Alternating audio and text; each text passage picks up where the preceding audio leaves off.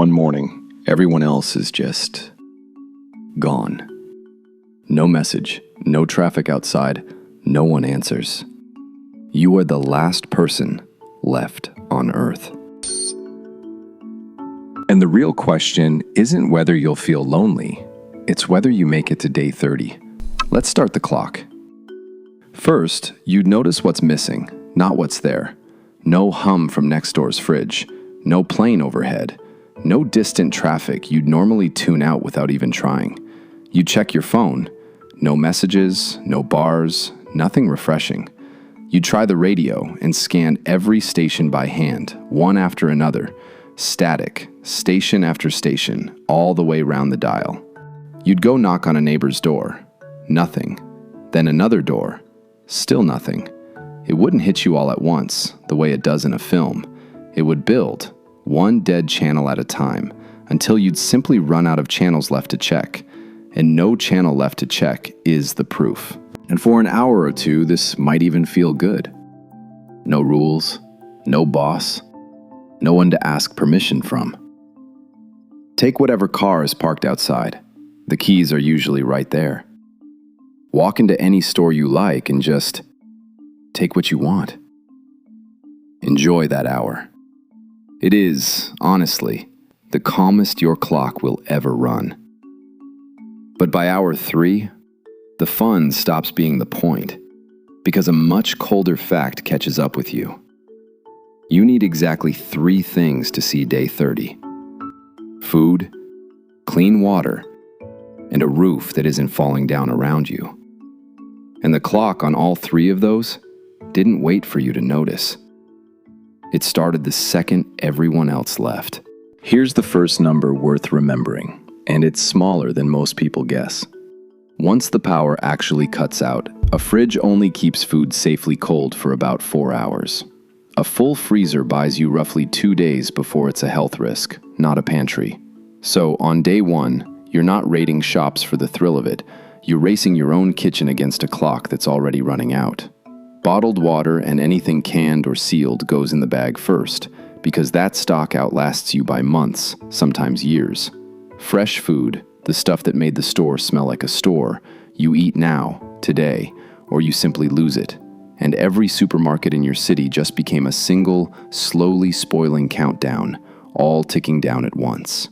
There's a second countdown running that most people forget about entirely, because a tap is the one thing that's never once let them down.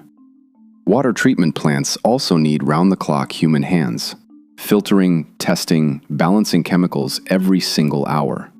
Take those hands away, and dirt and grit start building up almost immediately, wearing away at the pipes from the inside. What's already sitting in the pipes, the tanks on rooftops, the local reservoir, that stays drinkable for a while, but nobody is topping any of it up ever again. So the moment you find a full tank or a case of sealed bottles, that isn't a lucky find. That's a chunk of your remaining time, sitting right there in front of you. Power plants need people, more than most of us ever think about. Someone has to watch the gauges, grease the bearings, keep supply matched exactly to demand, hour by hour. Take every one of those people away, and most plants don't last more than a few days before something drifts out of balance and the plant trips itself offline for good. And here's a case where even the accounts of this don't agree.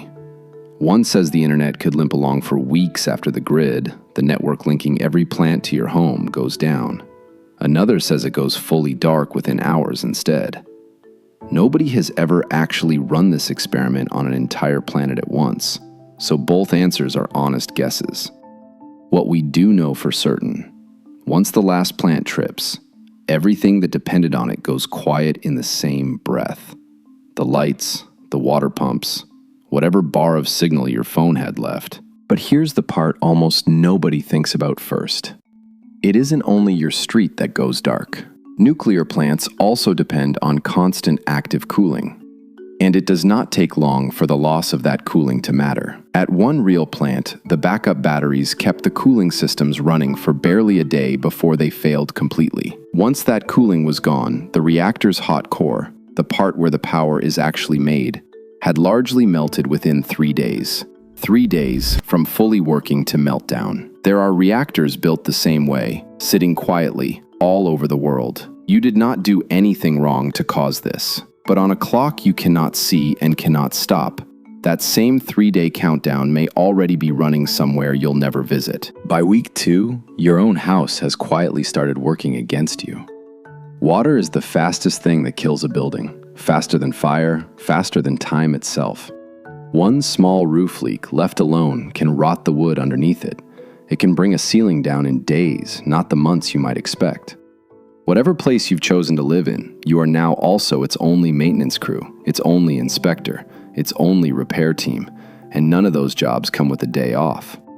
Skip one leak, ignore one stain on the ceiling, and the building will pick the exact moment it comes down. Not you, it. So the safest home from here on isn't the biggest one, or the nicest one. It's the one you can actually keep watching. By day 30, your body has mostly adjusted to this new, quieter world.